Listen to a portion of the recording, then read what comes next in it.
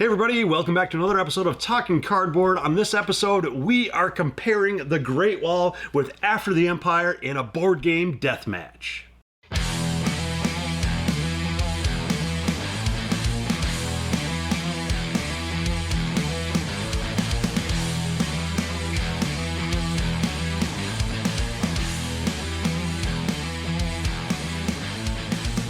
Yes, here we are with another board game death match. As always, my name is Corey, this is John, this is Nick, and this is our first board game death match that we've done in quite a while. So moving forward, I am going to go over all the different categories that we're going to talk about when we're comparing two games.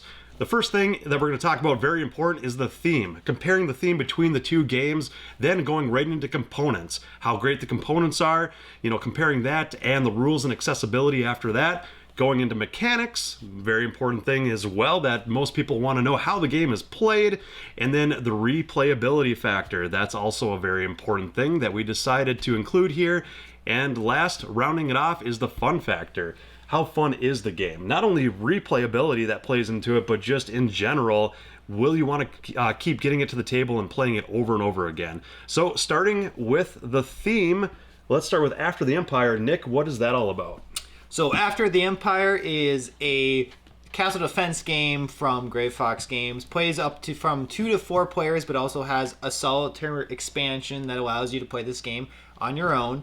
And this is a medieval themed board game with a where your main mechanic in the game is action selection. On your turn, each player is using your meeples to choose what actions you want to take to essentially better your defenses for a upcoming horde of invaders. And then every round, more and more invaders are coming to storm your castle. So as the game goes on, you'll hopefully have a bigger and better castle and also a bigger and better defense force to defend against those oncoming invaders. So that's kind of a brief overview of After the Empire. Yeah, so very heavy on the medieval theme. Yes, very medieval. All right, and how about the theme for the Great Wall? Yeah, so the second game we have is The Great Wall by Awakened Realms, and Corey just backed this and got it recently. But the theme to this is ancient China Empire. You're trying to defend against the Mongolian hordes through a series of action spaces on the board. Part of this defense includes building up the wall, barricades, getting your troops into these wall sections to then defend against the horde cards that are coming towards your wall and trying to breach through into your country. Yeah. All right, Corey, and with that explanation of the Great Wall theme, what do you think about the theme overall between these two games? Comparing the two themes, After the Empire, it is a more generic medieval theme. Not necessarily saying that I didn't like it or didn't enjoy it, I just think it's a little bit more generic, where comparing that with the Great Wall, I felt like that was kind of a cool take on ancient China. You don't see a whole lot of games with that theme, so I thought that was a little bit unique. I'm going to give a little bit more points, I think, to the theme in the Great Wall just for that aspect. But like I said, not saying After the Empire is, knocked in any other way other than just it's a little bit more generic. So that's my take on it. I'm giving it to the Great Wall for theme. So, from my perspective, reiterating what Corey just said, the medieval theme in After the Empire did feel very generic. There wasn't anything unique about this medieval theme for After the Empire. One thing that I would even say disappointed me a little bit is that the factions themselves in After the Empire are all identical, except they have different names, but other than that, they weren't very thematic in my opinion. In the Great Wall, the colors, or the starting factions or colors in that game are also the same, are also symmetrical. However, they include all these different leaders with unique names and a little bit of flavor text to each of the different leaders that you play with in the Great Wall. And I also 100% agree with Corey's comment that you don't see a lot of games out there that are themed around the Great Wall of China, which I'm surprised by. I think it's a theme that definitely deserves maybe more exploration out there. So I as well probably have to go with the Great Wall having the stronger theme between these two games. Yeah, and I'm not going to reiterate too much of what you guys said. Other than that, I feel like the theme and the way the Great Wall plays just fits together better and feels like you're defending against the Mongolian hordes. So I'm going to give my vote to Great Wall for theme. Well, it's pretty obvious for this category, but it looks like the Great Wall is going to win out for theme. All right, then moving into the next category is components. And I did want to mention right away here that the Great Wall, when you back that on Kickstarter, there are different tiers to the Kickstarter. So the version we have is the miniatures version, but they did have different tiers. They had a meeples version, a miniatures version, and then more of an even upgraded miniatures version beyond that, where they get into more details with the miniatures. So having said that, we are comparing After the Empire with the miniatures version of the Great Wall. And this also, to add to Corey's point, this is the deluxeified version of After the Empire. There you So go. the main difference in this version opposed to the standard version is that you actually have miniatures for the different troops in this game opposed to cubes, and then the resources are upgraded as well in terms of how they look and feel. So Okay. it's actually more of a fair comparison, actually, because of that. Perfect. Yep. Yeah, and I'll say, I guess my take on the components is After the Empire does have, with this version, has the nice troops. I like how you have the stone and wood walls and gates for your base. However, the miniatures version of the Great Wall, for each clan or color faction for the players, they actually differentiate the miniatures for each color. Yep. So I thought that was really cool. They seem good quality. The resources themselves in this version were really nice, not just cubes, colored cubes. So I think if it was my preference, I'd go with the Great Wall on this one. Yeah, for me, it was pretty tough. I mean, the components are really nice in each game. Like John said, the stone walls and the different wood walls in this game are all these nice, chunky plastic components, very nice quality. The different resources that you're building the walls with fit nicely into each of their own little individual slots on the top of the walls, which was nice. The miniatures in this were a little bit chintzier plastic and smaller, but they hold up well. Nothing wrong with them in any other way. The wall in the Great Wall is a cardboard component, which it fits together nicely. It works well, but I definitely think the wall sections in After the Empire are a lot better. But I think I'm with John on the miniatures in this. Just really won me over. Each faction completely different molds for the miniatures. They look so great on the board, and then also the main board presence and the way it was had a painting look to it was just a really nice aesthetic too. So that's my vote, is the Great Wall.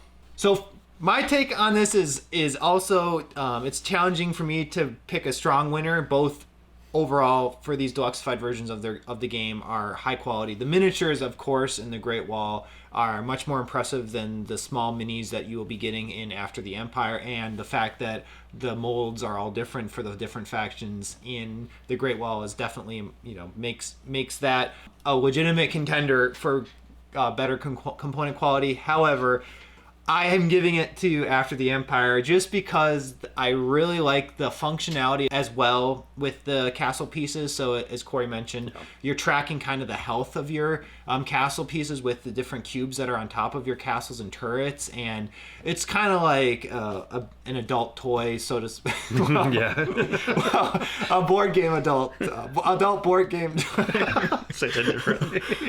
Anyway, you feel like a little kid playing with this game, but you're actually playing a game, and that's why I'm giving my nod to After the Empire for better component quality. We finally got some differences in opinions here, but it looks like 2 out of 3, Great Wall is still going to take it on components. And one thing I will note that I really liked is the quality of the cards in the Great Wall versus the quality of the cards in After the Empire. From a cardboard card quality, I would say Great Wall is better in that aspect. Yeah, and the health of the walls in this versus not having health of walls in the Great Wall would have been something nice for the Great Wall to have. So yeah, definitely can see both sides to that.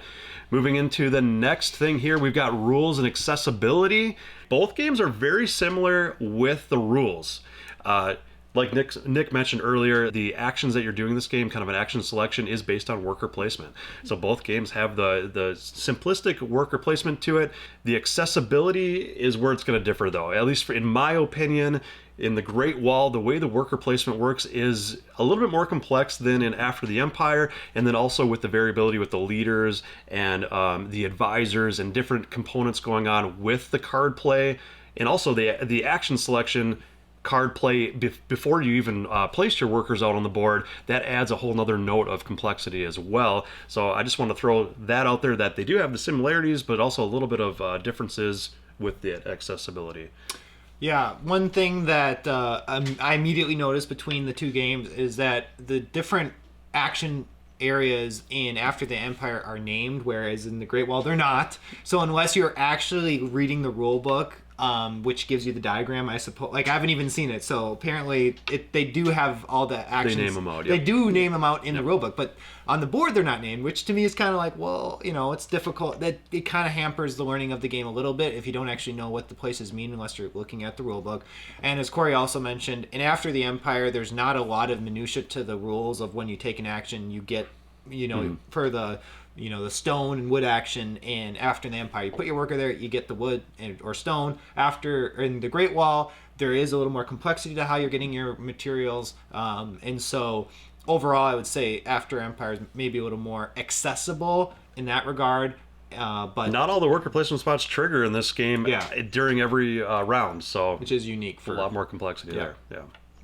I would echo a lot of what both of you said.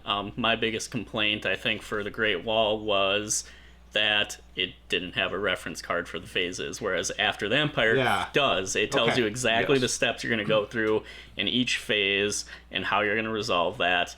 And the Great Wall, at least this version, you have to open the rulebook to that page or go on BGG and print out your own reference card. So my vote's going to go with After the Empire, and it sounds like we pretty much have a consensus that that's my After the Empire is going to take the rules and accessibility. And one final thing too was iconography. There is a lot of iconography that's definitely not super obvious in the Great Wall, whereas the iconography in After the Empire, for the most part, I thought was pretty self-explanatory. Yep. Oh yeah. And that's just one more reason why this was maybe a little more on this accessible. But one other thing to keep in mind too, neither of these games are accessible for a brand new gamer, I don't think. There is a lot of little finicky rules and a little bit of overhead when it comes to when things trigger, what order things trigger in, and there's a lot of complexity and minutia with that too.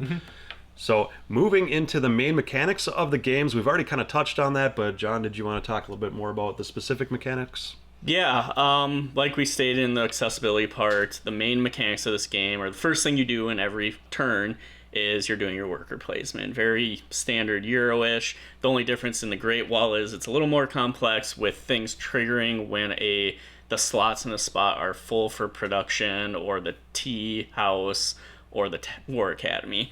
Both games then kind of approach the combat angle a little differently. After the Empire has the hidden information of where the barbarian hordes are going to attack from, but they also come from a north, south, west, east direction, which is actually really cool. The Great Wall, you're just flipping up cards into the sections of the wall, and that's what's attacking your wall as you prepare your defenses.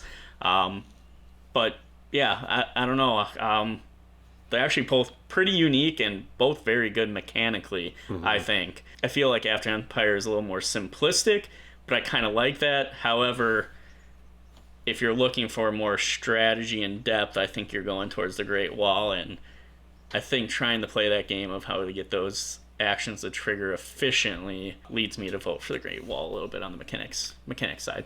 How about you, Nick? So the one thing too to point out between these two games is After the Empire has very limited player interaction, whereas the Great Wall actually almost kind of relies on player interaction because it's, as we've been talking about, it's essentially a semi-co-op. Even to the point where there's some table talk going on. Yes. Yeah. Whereas in After the Empire, you can block a person from taking an action, but that's really the limit of your player Right. You're more interaction. focusing on how are you going to defend your castle. Yes. There is no thought into, there's no way to screw someone over with actions you take other than, like you said, to fill up a spot, but you would never probably do that intentionally unless it somehow really benefited for you. Yeah. Yep.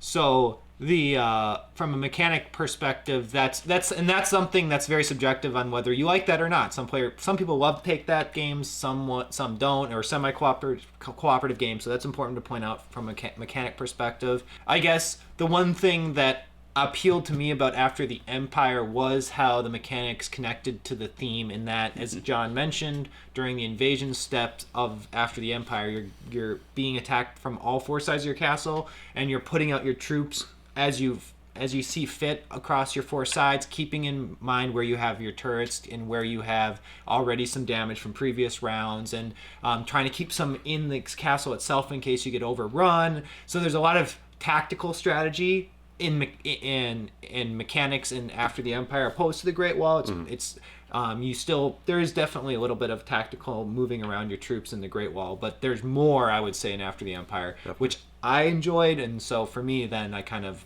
I guess, appreciated After the Empire from a mechanic standpoint, just because there's more of like the nitty gritty where you want your troops around your actual castle. Yeah.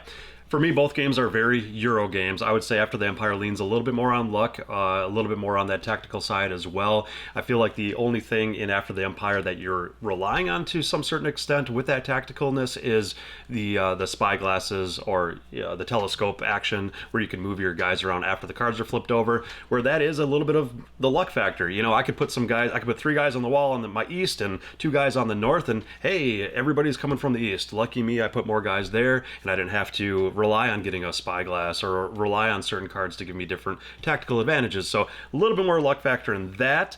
Like I said, both games are Euro, which I do love Euro games. So the Great Wall, a little bit more strategy going on, a little bit more table talk. There is some luck involved with your advisors that you're pairing with your leaders and what you get to start with and that sort of thing. But I do believe there is a little bit more a little bit more strategy, definitely. So I'm going to lean slightly towards the Great Wall on this one, just for that.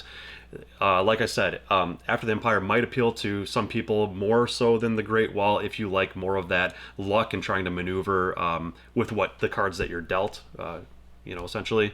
But yeah, the strategy is just going to win out a little bit for me. The Great Wall just barely squeaks out in that respect, but I do appreciate both games mechanically. So now we're moving into replayability. John, do you want to talk on that? Yeah, I'm going to start with After the Empire on this one. I feel like outside of the secret objective cards, there's not a lot that would necessarily change my gameplay in that. I feel like after a few plays of After the Empire, I've gotten my strategy down to what I feel like is going to be effective no matter what my secret objective is. Whereas the Great Wall has a semi-co-op and a co-op version, which I feel would completely change the way you approach the game. The Great Wall also starts you out with a unique leader each time, and the few times we played this, I really leaned into it. Okay, what does my leader do in my starting advisor, and how can I lean into that strategy to maximize my points? So right off the bat, I'm always looking at this game differently. So an easy one for me is to say the Great Wall on this one for replayability. Nick? Yeah, so in terms of the replayability elements of After the Empire, you do start with one unique refugee from everyone will start with one unique refugee card, which is essentially a card that gives you a minor, I would say relatively minor special ability that then's asymmetrical from the other players. And then, as John also mentioned, you get a secret objective that's slightly different than the other players, but also the secret objectives aren't really a lot of points. They're usually like just 2 or 3. So it's not like you really necessarily need to go all in on your secret objective anyway. And the one then downside is with those refugee cards, you only have 5 in the core game. So there's not like a lot of different starting refugee cards that come into play in this game. And then other than that, there really isn't a lot of in-depth, or there's not a lot of reasons why your strategy is going to change from game to game, as John was saying. Whereas then in Great Wall, you have lots of different starting leaders to choose from, and a lot more of the advisors that are going to be unique in every game. I will also mention, as of now, I'm not aware of a lot of expansion content available for After the Empire. There's a solo expansion, which I will say now is very simple in design. Whereas with Great Wall, Corey was saying there's like 5 expansions. There's quite a bit now, yeah. So there's also that as well. So for all of those reasons, I think I have to say Great Wall probably is going to have more hours of replayability. Replayability, this thing needs an expansion, man. If this had an expansion, I think it would change the game completely, honestly. So it's really, really hurting it that this doesn't have more content for it. Where the Great Wall, it was kickstarted with a plethora of expansions that you could back. I backed one of them. I backed the Black Powder expansion, which is one of the big box ones, but it has plenty of other little modules and expansions you can add into it. And we haven't even added that yet. I was just going to say that. We haven't even added that yet, and just straight out of the base box, the variety of cards, the leader cards, the advisor cards, the endgame goal cards, and everything that can be shuffled together and just randomly thrown on the table will change the game every single time, and that's let alone from it having a fully cooperative mode that we have not tried yet either. So right out of the box, I mean, Awakened Realms did a great job with thinking ahead of time with that and not needing an expansion to give you that variability. Whereas After the Empire, I still really like it, but it's going to get samey every time until they come out with some more content for it. And I'm really looking forward to more content for it. But this time I'm giving it to the Great Wall. It's straight across the board. Great Wall is winning out for replayability. So, and then rounding off the whole thing here with the fun factor. Overall, how many times you want to get this thing to the table and just have fun playing it? Who wants to start this one? Nick, I feel like you haven't started. So, I will say, as I think I mentioned earlier, with After the Empire, since you're playing with these little, well, in the Deluxe Fights version, little soldiers, but even in the normal game, you still have the castle components that I think are identical. You're building your castle, you're upgrading the walls from wood to stone. You know, this is reminiscent to me of a lot of childhood computer games I played, like specifically Stronghold on the computer like 20 years ago. And then also as a kid just playing with toy soldiers and having that reliving that experience, but in an actual game that has some strategy to it, is just a lot of fun for me. So I definitely maybe am biased for those reasons why I think After the Empire just has more of a fun factor. I can't really take away anything from the gameplay from the Great Wall. We've talked highly about it so far in this video, and it's still I personally think it's a good game by all means. I just had, I think, more fun playing After the Empire, and so for me, I'm going with After the Empire as the game for better fun factor. Okay. John? Me? All right. Like I said, After the Empire, for the fun factor, it needs expansion content. It really needs expansion content for me. It is fun. I think I will say, having said that, not trying to allude to anything, but I will say that After the Empire, I think, will appeal to more people, more players, just for the simple fact that it's easy to get to the table and kind of remember the rules for it a little easier, and just quickly play through a game of it a lot faster as well, and not having to look over as many rules. The icons are straightforward. The iconography in the Great Wall, there is a little bit more complexity with all that, and trying to remember what's going on and more nuances to everything and how things combo. And I really think, unless you're a seasoned gamer, that this is going to be a tough one to get to the table with most crowds of people. Fun factor for me, like I said, I usually tend to more strategy games, more Euro games, more of seeing what I can do with all those different aspects of it. So the Great Wall is going to win for me. But having said that, I could really see, if After the Empire comes out with an expansion or two, I could see myself purchasing After the Empire to have it in the collection alongside the Great Wall and owning both games, because I think both feel different enough and are fun in their own ways, other than it just not having enough content yet. So Great Wall for me. John, fun factor for you. Yeah, so the Great Wall, has a lot of player interaction, which I like. It looks nice. It's more my theme. It's more gamey, which I generally like. There's a lot of strategy and replayability. But I'm going with Nick on this one. I had a lot of fun playing After the Empire. It's a little more simple. I actually like sitting there and watching people's castles get overrun. I just think that's super exciting. There's a hole in your castle. Pointing out there's holes in people's castle. Like, just the fact that, sure, maybe you will let that hole sit there and hope that you don't get a horde coming from that side. So, yeah, I had a lot of fun with After the Empire, even though Great Wall is probably more my style. But, yeah, After the Empire is going to take it on this one, and I think that beats out Great Wall on that category for once. Fun factor wins out with After the Empire on that. So that wraps it up for the overall winner here. Other than fun factor and components, going to After the Empire, the Great Wall won in every other aspect. So the Great Wall wins this board game deathmatch this time. So that does it for today's video. If you like the format, layout, this sort of video, let us know in the comments below, so we'll keep doing it for you. As always, like the video, subscribe, everything else that goes along with it. And until next time, you all have fun gaming.